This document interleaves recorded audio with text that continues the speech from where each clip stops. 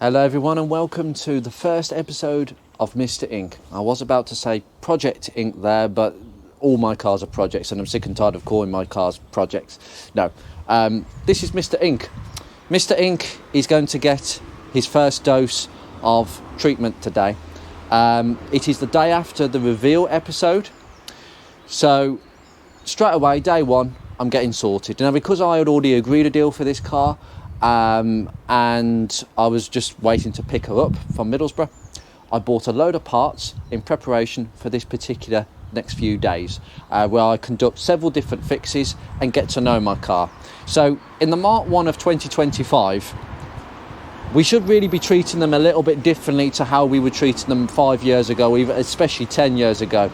It is quite common for people to have bought a Mark 1 cheap off eBay or Facebook Marketplace or wherever for, let's say, 800 quid, hypothetically, and they're like, yeah, drive fine, there's no problems, everything seems to work, a few bits are missing, but that doesn't matter. I'll put my feet up and watch some movies. And that movie night extends over 6 months. Not literally, but 6 months of doing nothing. 6 months of not doing anything to their Focus because it works, it drives, there doesn't appear to be much rust at first, and they think everything is hunky-dory. That was the years of Bangonomics. Now Mark 1s are coming out of Bangonomics, they're into enthusiast hands. And when it comes to enthusiasts who are actually like these cars for what they are, we treat them a bit differently. Not everybody does that, but the first thing really you should be doing is day one. Not waiting a couple of months, day one. Day one is, it doesn't have to literally be day one, but let's just say within the first week, you need to get out here, get the car on axle stands and find out about how good this car actually is. Because I can guarantee you'll not spot everything on viewing a car unless you actually were someone who insisted on the owner putting it on axle stands so you could look underneath. Who's going to do that? Nobody does that at car viewings. So the majority of the inspection work happens now, and you will truly find out how good this car is. I already know about this car. I already know potentially how good this car can potentially be. Sorry about the sun here. We're getting some low light sunset here. I know its shortcomings. I know what we've done in this department, although I'm afraid to say this broken cam cover where it's cracked around the brass holdings where the studs go through, I think we're getting some oil again. I think it may be leaking just a little bit of oil around the place. It's quite frustrating actually, because I did that with the timing belt. We've got a low coolant level, which is a bit suspicious and makes me think that this thermostat housing is leaking, but no problem, we're going to sort all that out in the next few days. So I really must insist that when you get your Mark 1, you start on day one, and it should be with things like rust proofing, okay? Whether it's Lanagard, which I think Lanagard for me is a very over-advertised product, and I'm not so certain of how good it is, but it has to be topped up every 12 months. Dynax is what I go for, and Dynax is what I've used on all my cars, and it will be getting the Dynax treatment straight away. And I'm going to show you the condition of this car in the following few episodes, I'll tell you, because this is a diamond of a Mark 1, and there are there are only a few examples that look as good as this. But I can't leave it like that because it will deteriorate. We have to get on top of it. We have to stay on top of it. And that way, long-term ownership of your Mark 1 will be a much more of a doddle. And I need this car to work functionally.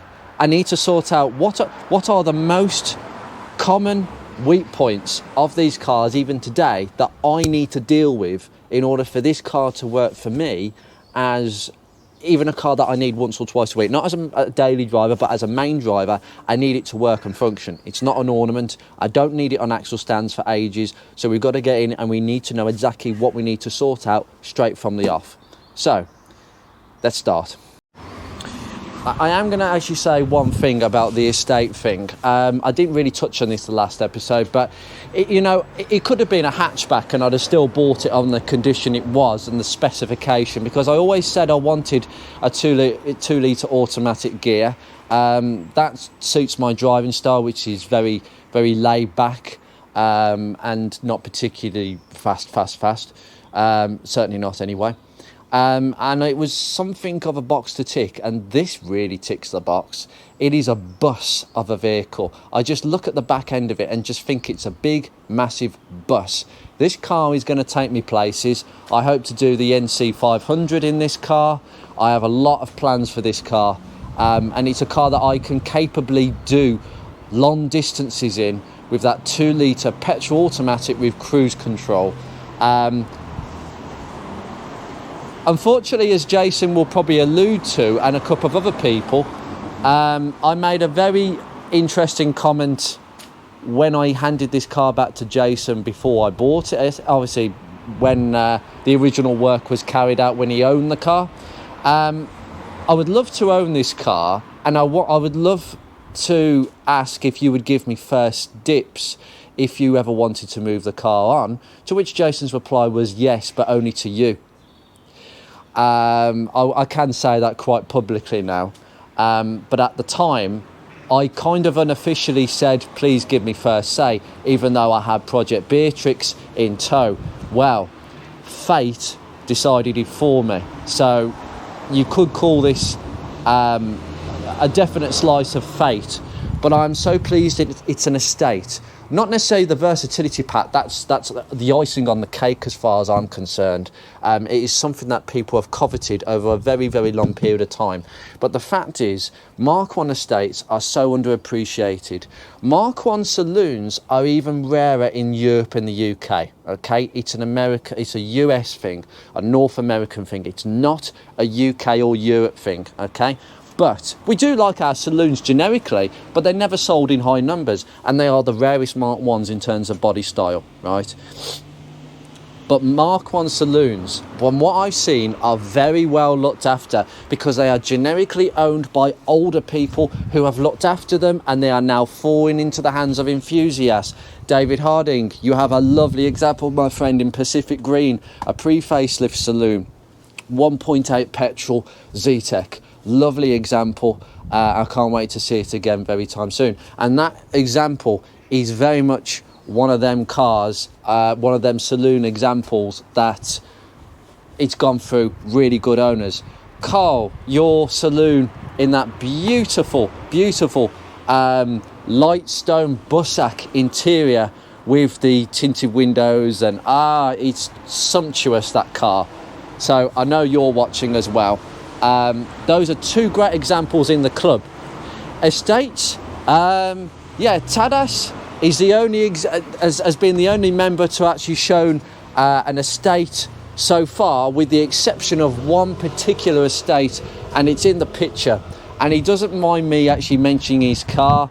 Ian, this is a lovely ST170 estate. An ST170 estate is super duper rare. There are less than 100 of them left on the roads, maybe a few more on sawn, but they are super duper rare. And that one is the best I have ever seen. In fact, it's the tidiest estate I have ever seen, ever, in any Mark 1 form. It's unbelievable, the condition of that thing, with extremely rare seats that you could only get in Europe, believe it or not. Those half leather seats are pretty rare, but you can only get them in Europe. You couldn't get them in the UK, and those are the only examples in the club.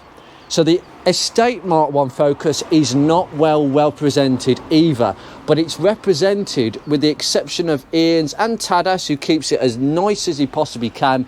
They are not represented well at all. In fact, most of them are generically painter and decorator cars. This is a bit of a problem.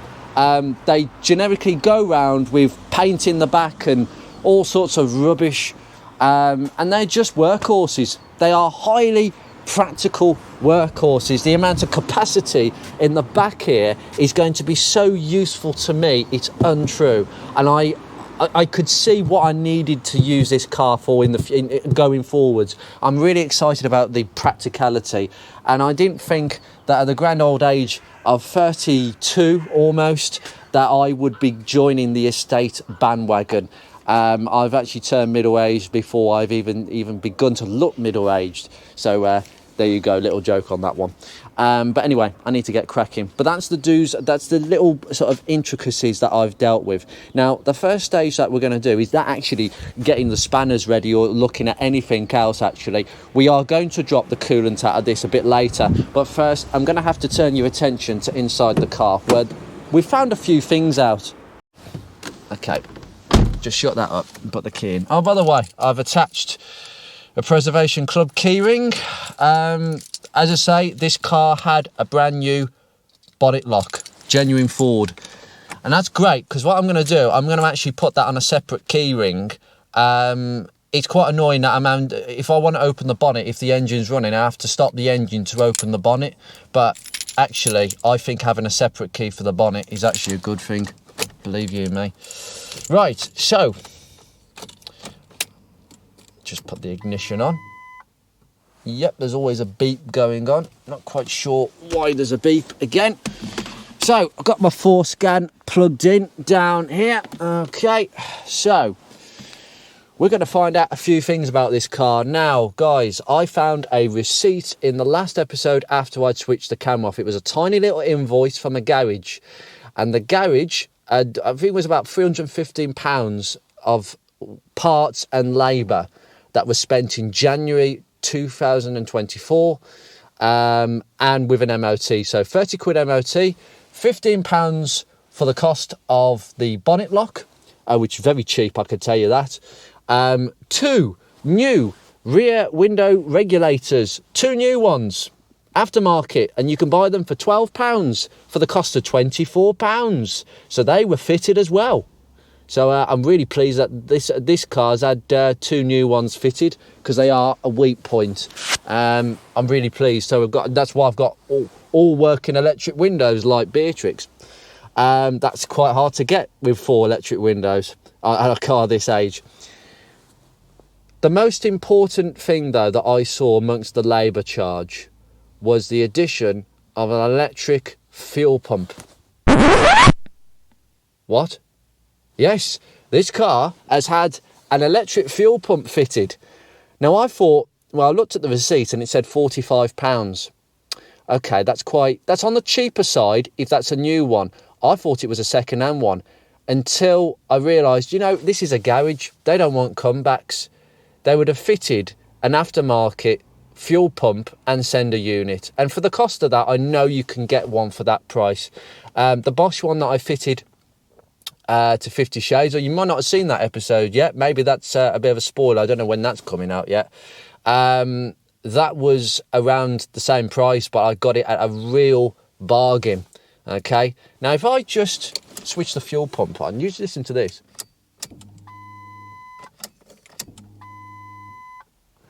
I'm telling you now that fuel pump sounds like an original fuel pump. The only way I'm going to know is if I drop the tank, and I was thinking of doing that to change the fuel pump because I don't trust them at this age. But it appears that there was a problem already, and it wasn't the fuel pump. Shall we go into the DTCs, where we will find a load of codes that haven't been deleted? Oh, great, fantastic. Right, we're going to link the vehicle. Yes, my key's in the on position. Thank you, 4Scan. Okay, yes, that's the VIN number. We found all the modules. Oh, there's DTCs. Oh, yes, there's lots of DTCs going on. Right, let's go to the DTCs. Read the codes. Oh, right. So, let's start at the bottom, shall we? Gem module. Heated windscreen relay short to ground. Well, I know for a fact that if there has been a problem with the relay, maybe it was taken out for some reason, I know for a fact the heated screen does work. So I don't know why that's there, but as I say, it's not been deleted. Airbag circuit short to ground, front driver's side. Right, okay, that's an interesting one. So that sounds like it's the seat connector.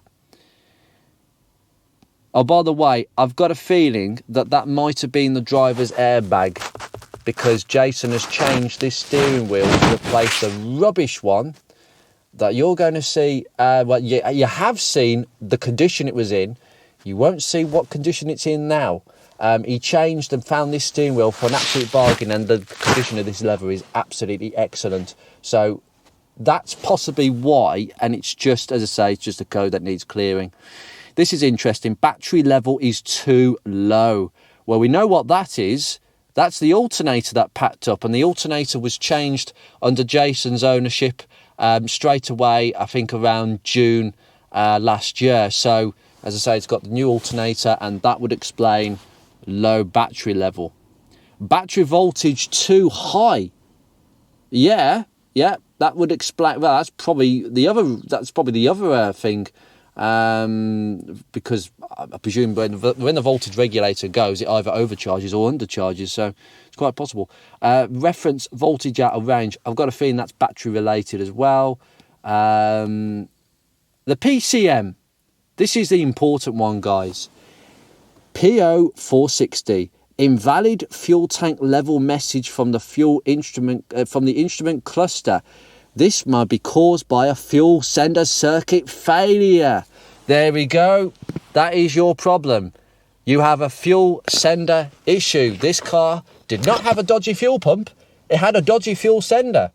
So I'm hoping that with the labour charges, and the labour charges were quite low from that garage, I think they bought the whole sender pump module assembly and fitted it in one go, instead of faffing around trying to put the old pump into a new sender. You wouldn't do that anyway. Or putting a new pump. Yeah, you don't mess about. You just change the whole thing. I'm going to go over that in the episode with 50 Shades, because I've got a whole episode on changing the fuel pump. But all we need to know is that the fuel pump has been changed, and I am so pleased about that. It just needs to. This confirms it, and it proves that the fuel senders are now the problem. Not necessarily the fuel pumps pack up, we know that, but the fuel senders also pack up. So you've got to buy the whole thing.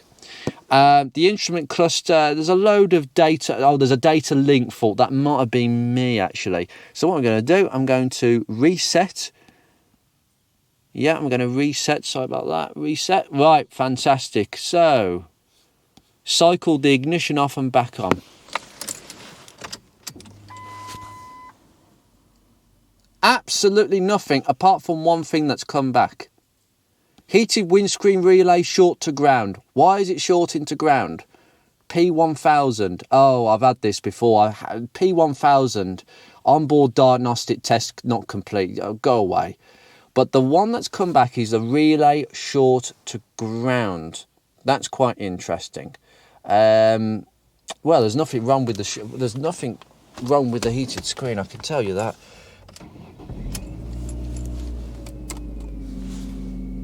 Nothing wrong with it. Can you hear the tone? Yep. Heated screen works absolutely fine. Nothing wrong with that. And that's the original screen. So, I'm completely uncertain. I'm going to switch that off now. I'm uncertain as to why it would keep throwing that back up. But what I'll try and do is I'll get the heated windscreen relay out, put it back in, and see what happens on this side. But otherwise, we're good. We have got a few problems in the interior that I'll just go over before we go to the outside of the car. So, basically, that beep keeps going off because the fuel level is incredibly low. I've done that deliberately because I'll be changing the fuel filter as well. So, this gear selector, hence why we've got a spare one sitting on the table there that Jason bought. Now, that one is applicable for an LX Auto or ZTEC Auto, right? Not a gear auto, because a gear auto, you have this silver knob, and frustratingly, that's the bit that's broken. However, there's another thing. This overdrive button here, oh, it is connected. Now, that's very strange. I didn't realise that was connected. He told Jason, you've connected this back up, haven't you? Oh, that saves me a job. I was having to get that out and connect it all back up. Oh, that's fantastic. Lovely. We've got a one-button console down here, just the traction control here, along with the ABS. Okay. As far as I'm aware, there's another thing this car doesn't quite have. I'll just switch that off. And that is ESP. Now, if you have ESP, you will have a unique brake master cylinder with sensors on it, okay? If you've got the ESP. Now, the ESP module looks exactly like the ABS module, but it's a bit bigger.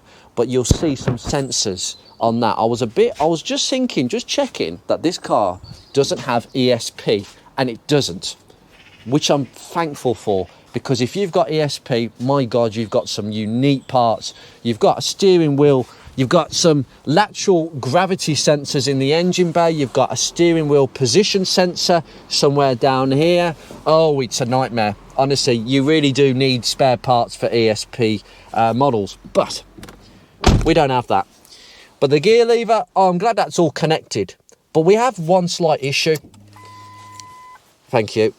This knob is broken. I glued it back on when I had the car for the timing belt, and I'll just demonstrate the problem.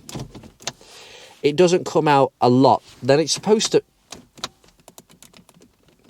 There we go. It's supposed to come out by that much, but it kind of gets stuck like that. Bit annoying. I think I'm personally going to have to buy a gear lever for a gear. I wouldn't want to fit that gear lever over there because the black knob would annoy me. It would totally and utterly annoy me that it's not correct.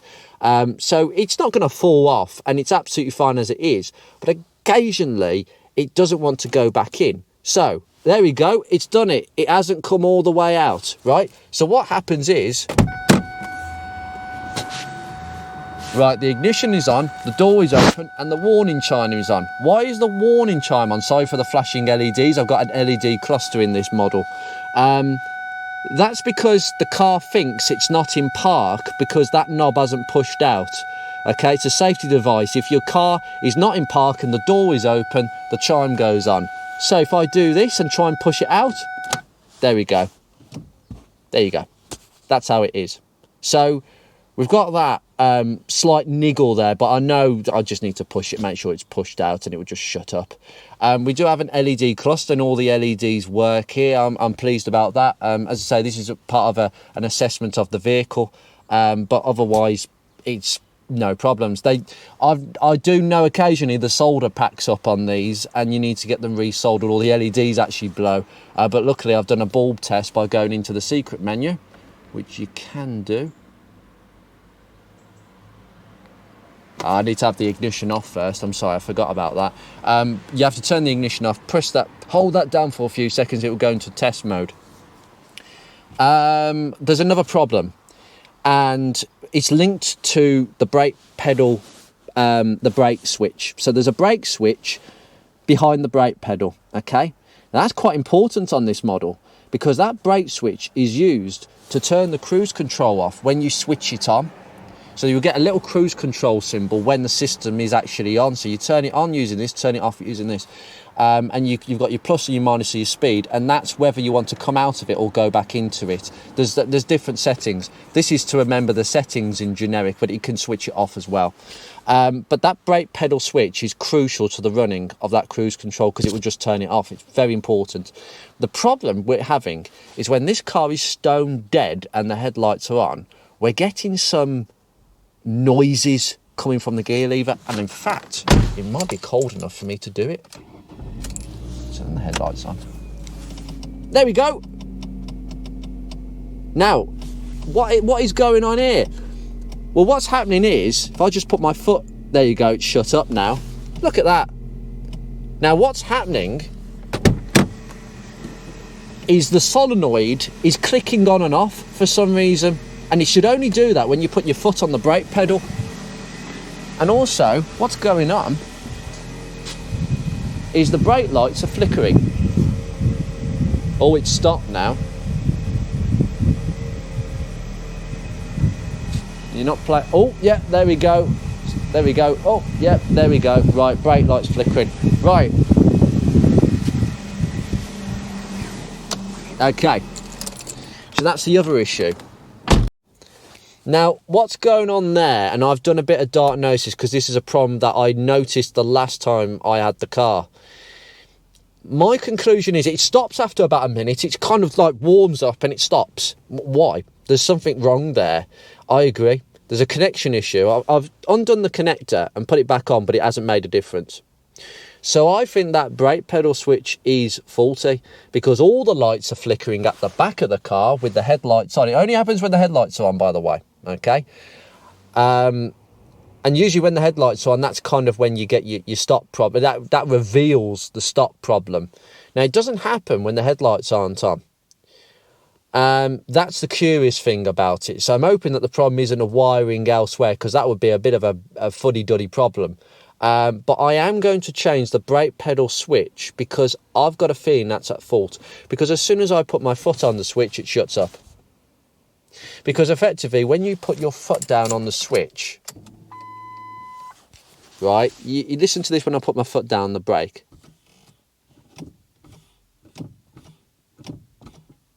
Right, what's happening there is there's a solenoid at the bottom of the gear lever, and it's to prevent you from taking the car out of park unless your foot is on the brake pedal. So that brake pedal switch sends a direct signal to that solenoid to release it so you can press the knob in. See, look, I can't press the knob in, okay? And the mechanism works like this. So if I get this gear lever, I think this will be a good spare for 50 Shades. So the solenoid is here, okay?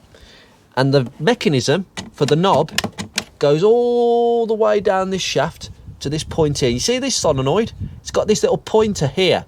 So when the solenoid is released by putting your foot on the brake pedal, this goes in and it allows me to push the shaft down.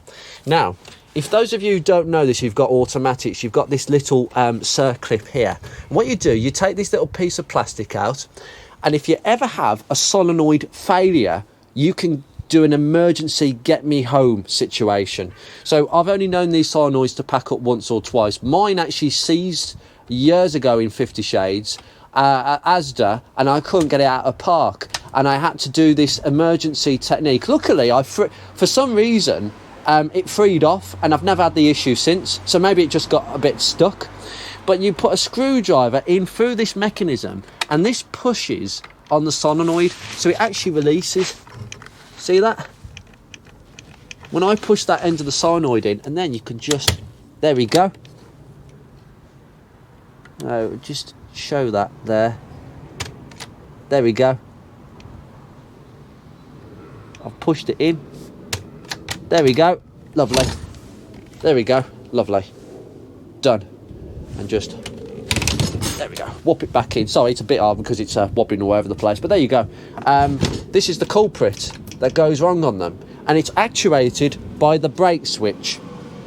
But if the brake lights are flickering as well, that suggests that it's the switch. However, I'm not putting it down to just the switch, because it doesn't happen when the headlights aren't on, which makes me think, oh dear, we might potentially have a wiring problem. In that case, I'll have a little bit of a dig and a look around. It's annoying, but it stops after about a minute, and I always let the car warm up. Probably, I don't know if it's a way of the car telling me how long to warm it up for. So basically, the car will say, I'm warmed up now, Andrew, and it will stop doing this, and then I can drive off. Because flickering brake lights isn't ideal at this time of the year with darkness. So there you go on that one. We have also got an issue with the wiper stalk. So if I do the flick down, which is the single flick,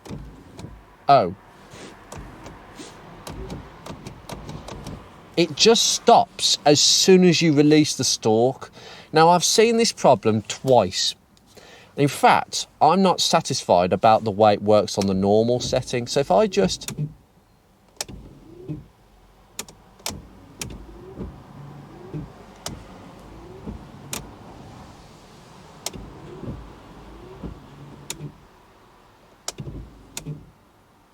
No, it doesn't. These wipers don't part properly. That's not supposed to happen. As soon as you put it back to the middle, they're supposed to go. I don't like the way those wipers are parking. Now, I've just changed those wiper blades. Those wiper blades were on 50 Shades. I've actually found some genuine Motorcraft ones with Motorcraft writ on them for 50 Shades, because that's the nice car. This car gets the bin jobs, but these wiper blades are excellent. But the rear one won't fit, obviously, because it's a different size, being the estate. The other thing is, as well, and I'm going to come to this with 50 Shades. there is a tiny bit of wear in this rack.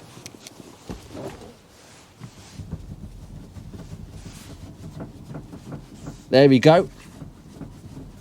There we go, you can hear that. Now there's very little play in this steering rack is really, really good as far as it feels. But there is a bit of wear just by wiggling it. So if you've got a Mark 1, do the wiggle test to test your rack in this position. If your rack is fine, there's no sharp or sort of firm and then soft sort of turning episodes. What I mean really is, does your steering go really, really soft and then it goes really firm immediately on turning round a corner?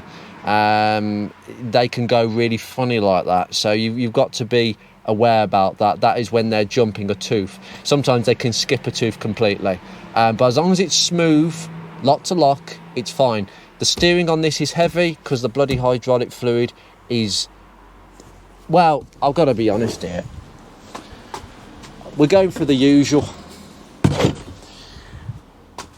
By 2004, most Mark 1s would have come out the factory with red ATF fluid. I don't know why they changed to the ATF stuff, because it's crap.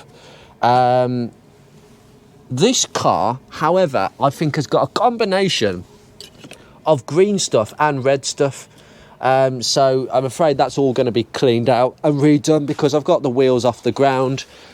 So we are going to do a power steering flush, and we are going to change the power steering switch as well, because I've got a new one of them. That is an Achilles heel, and I'll go into that in a second.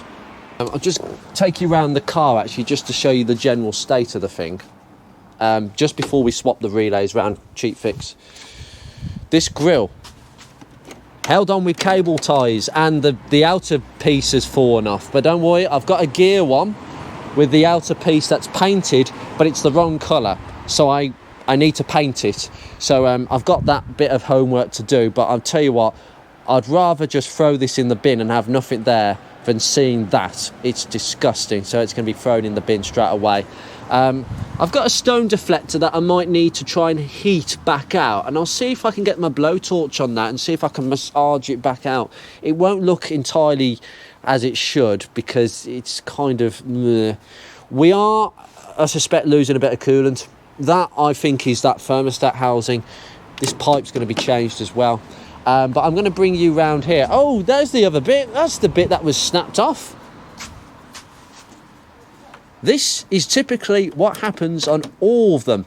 This is a shocking design. It's weak plastic, it's too thin, and they always just snap. Wow, I'm glad I found that piece.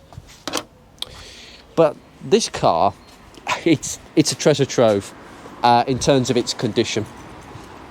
I'm just going to get the keys out, and there's a few areas that you really should pay attention to.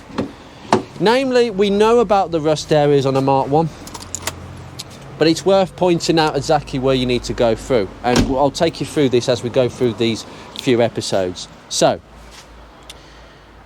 arch liners need to come out. Plastic ones need to come out and be washed. The rear ones are going to be thrown in the bin, because I'm not putting them back on. I'm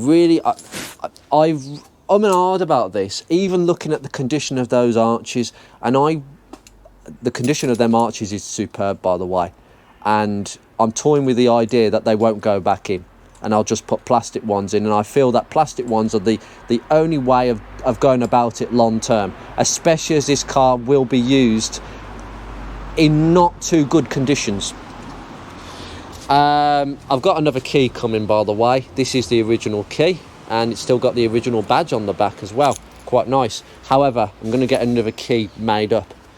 At the front of the car, there is absolutely nothing in terms of chassis rail rust. They don't rust on the chassis rails. But the key is, there's a bit of sound deafening behind here that we're going to throw away. It will make the car a bit louder when you're going down the road. But that sound deafening, oh my God, it is appalling, the rust that causes. But these wings, there's only a bit at the edge here. It might be. Nope, there's no corrosion around there whatsoever. I can barely see anything. Those wings are starting to go at the edges, but that's really nothing. But look at the sills. Just look all the way down, and then we get to this point. We've got a bung here that you'll find, and there's another bung. Look at it, there's a little drain hole there. That gets blocked, and that's why these pieces rot out at the back. Look how tidy that is. I have not seen a Mark 1 that tidy at the back of the sills before. My goodness me, you see they've got the jacking point here where you've just got a bit of a crimp. But my goodness me, I have never seen sills so clean and tidy in all my life. We come in here where I've jacked it in. Look at the condition underneath. The subframe looks really good. That subframe looks like, it only looks like a few years old. Even the bolts don't look rusty. It's such a contrast to 2002 cars like 50 Shades. The brake pipes look really good all the way down. I mean, look at the inner sills. You just follow this down. So I'm trying my best to keep you at a level angle.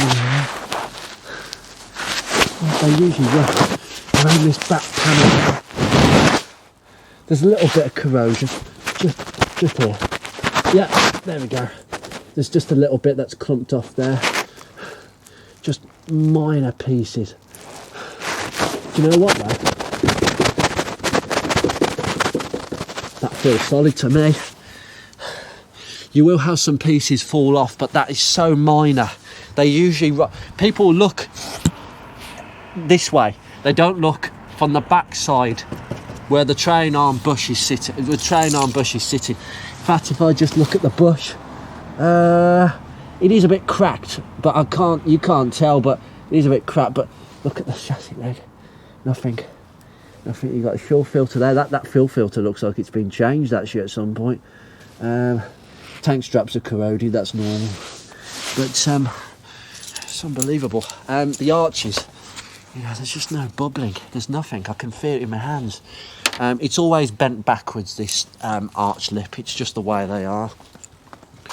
At the back is where we have a bit more rust. I think the filler pipe needs to be looked at. It might be rusty around the bracket there. We've had one lower arm changed with a spring, and I think someone's changed the spring on that side, but that lower arm, I don't like that. I think I've got to cut that out, because they've done it. We've put a new bolt in for the new one, but I think that's going to be seized. But that'll be changed. That'll be on my list to do imminently in the next 6 months. I'm not going to hang around for that. A rusty bloody tow bar, but it's actually, it's good. A bit of moss on the back cross member. The tow bar bolts to the side there, but there's just nothing. Around the boot area, there's just nothing. Oh yes, I've got to sort that out. We've got a bit of a heat shield issue going on there, and that's why we've got a load of string. Lovely. Well, I'll deal with that in the only way I can, by putting washers on. That's what I could probably hear. That's quite a typical thing with Mark 1s, with the heat shield. And I'm not going to deal with it by using string. It's not the way we run, but literally, the inner arches, I've already had a peek under there. Unbelievable. There's just nothing. Even the edge. This piece here rots out as usual. There's nothing.